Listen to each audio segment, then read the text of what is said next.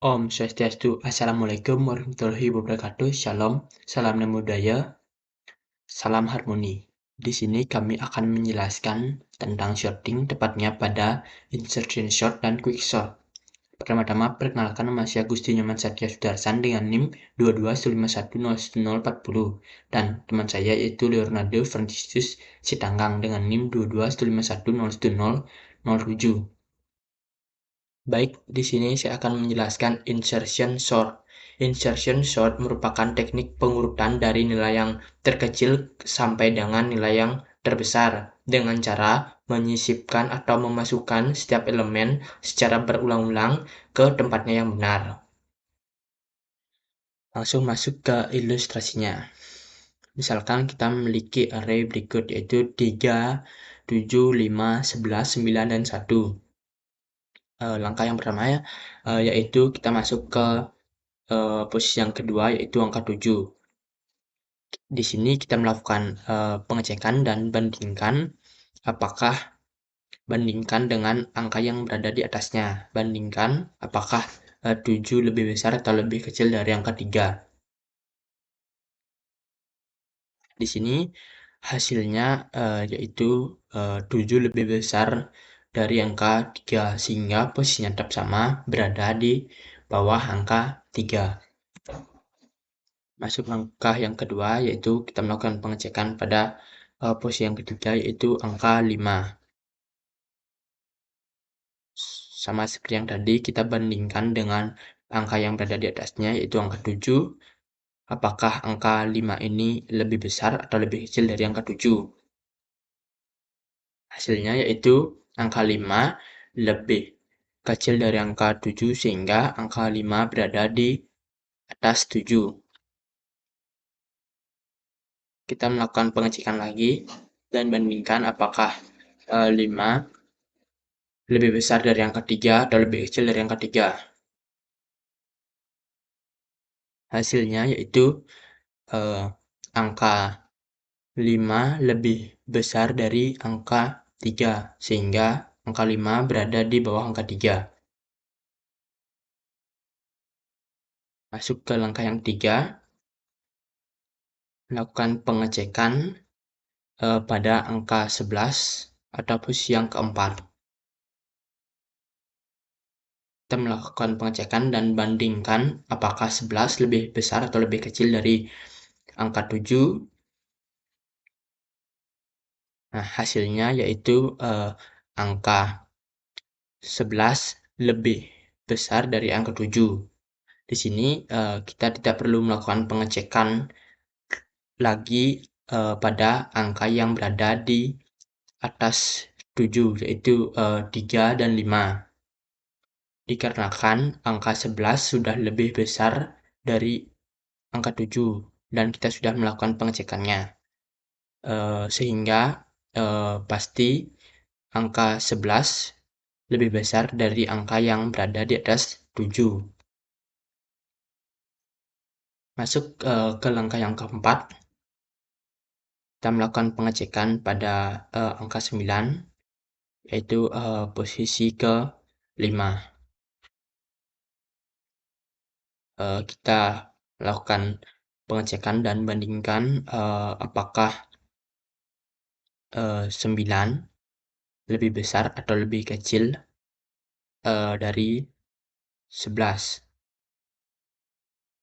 Hasilnya yaitu 9 lebih kecil dari 11 sehingga kita geser 11 ke bawah dan 9 berada di atas 11.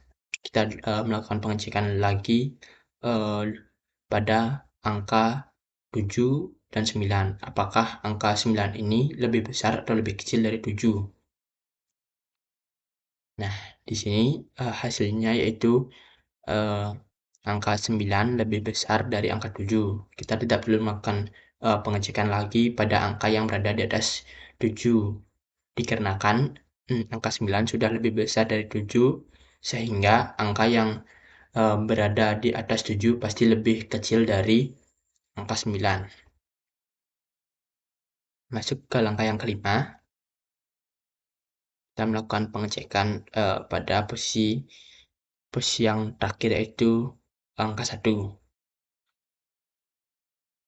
Kita melakukan pengecekan apakah angka 1 lebih besar dari angka 11 atau lebih kecil dari angka 11.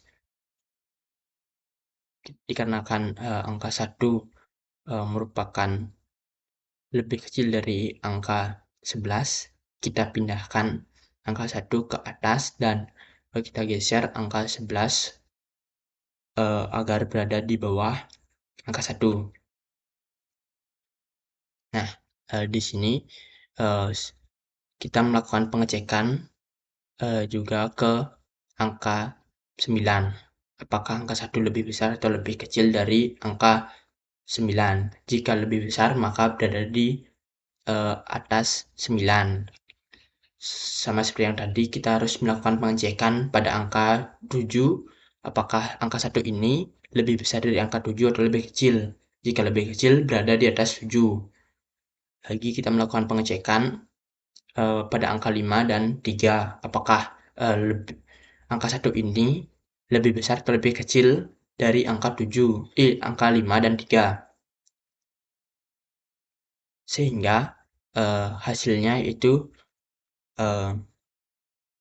angka 1 lebih kecil dari angka 3, 5, 7, 9, dan 11. Nah, di sini menurut saya kelemahan dari insertion sort ini, kita harus melakukan pengecekan satu-satu pada angka yang berada di atasnya. Sama seperti ini, angka 1 harus mengecek pada angka 11, pada 9, 7, 5, dan 3. Apakah angka 1 ini lebih besar atau lebih kecil dari angka yang berada di atasnya. Hasilnya yaitu angka 1 lebih kecil dari angka 3, 5, 7, 9, dan 11. Itu saja penjelasan insertion sort dan penjelasan dari quick sort akan dijelaskan oleh teman saya yaitu Leo. Oke, selanjutnya saya akan menjelaskan sorting quicksort. Quicksort adalah sebuah algoritma rekursif yang pengurutannya menggunakan pemecahan atau partisi dari pivot untuk mengurutkan sebuah daftar atau array. Di sini terdapat array dengan 5 indeks. Kita dapat menggunakan titik pemisah atau pembagi antara indeks-indeks terkecil dan indeks-indeks terbesar menggunakan yang saya singgung sebelumnya, yaitu pivot. Oke, di sini terdapat metode-metode umum untuk menempatkan pivot, yaitu boleh pada indeks paling pertama atau indeks paling kanan, indeks paling kiri, dan indeks paling akhir, yaitu indeks paling kanan dan indeks pada tengah, atau menggunakan pendekatan heuristik seperti median of tree, mengambil median dari 3 elemen pertama, tengah, atau terakhir. Di sini saya akan menerapkan penempatan pivot pada indeks paling pertama, indeks 0. Kemudian untuk mengurutkan kelima indeks array ini, saya inputkan pointer data I dan pointer data J dengan perulangan. Jika data I kurang dari J, maka akan terjadi perulangan kedua, yaitu data I kurang dari sama dengan pivot akan berpindah ke kanan. Dan data J lebih dari sama dengan pivot akan berpindah ke kiri. Dan fungsi tukar, yaitu menukar data I dengan J, dan fungsi tukar kedua yaitu menukar J dengan pivot. Untuk penempatan pointer data I dan pointer data J, akan ditempatkan paling kiri atau indeks pertama dan J indeks paling akhir. Dikarenakan pivot menempati indeks paling pertama, maka ia akan menempati indeks kedua. Oke, selanjutnya I lebih dari pivot. Syarat perulangan akan berhenti tetap di sini karena syarat sudah memenuhi, dan pada J harus kurang dari pivot. Di sini J tidak memenuhi syarat, maka J akan berpindah ke kiri, increment min. Lalu di sini sudah memenuhi syarat dan akan stop, dan kita akan menukar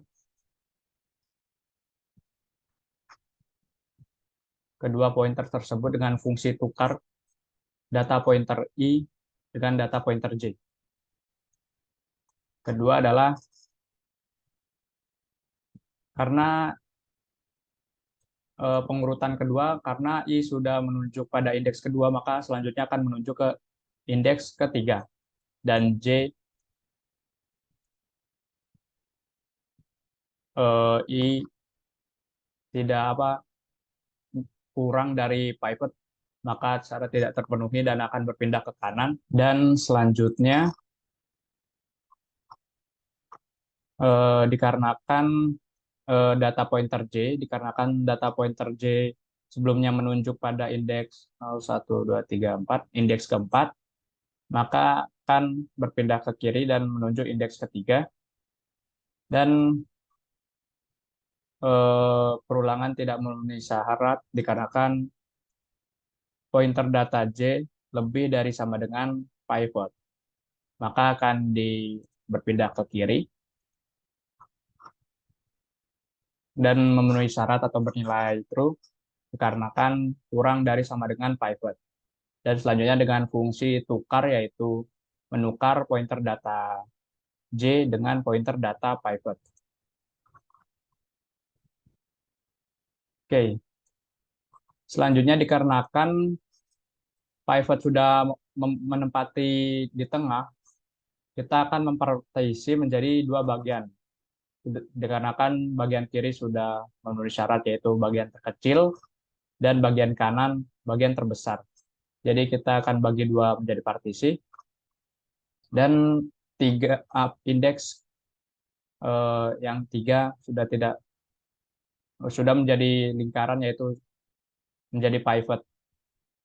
Jadi tidak bisa ditunjuk pivot lagi, karena sudah berbeda. Lalu partisi pertama akan menunjuk partisi pertama dan partisi kedua. Partisi pertama akan menunjuk pivot pada berubah menjadi lingkaran untuk pembeda, dan eh, data pointer I sama seperti sebelumnya akan ditunjuk paling kiri. Eh, Pointer data I kurang dari sama dengan pivot, tidak memenuhi syarat, akan berpindah ke kanan dan berhenti karena sudah lebih dari sama dengan pivot. Dan J, karena kan hanya satu indeks di sini, jadi akan dimulai dari tempat yang sama. Dan J memenuhi syarat dan akan langsung berhenti dalam perulangan. Oke, kita lanjut untuk pivot partisi di 2. Akan menunjuk paling kiri sama. Jika pivot di kiri yang ditunjuk, pada partisi kedua pun akan menunjuk yang paling kiri. Dan di sini karena ada dua indeks, terdapat 3 indeks. Jadi dalam partisi kedua terdapat 3 indeks, jadi akan menunjuk indeks yang berbeda. Pointer data I menunjuk indeks paling kiri, dan pointer data J menunjuk pointer paling kanan, kecuali pivot.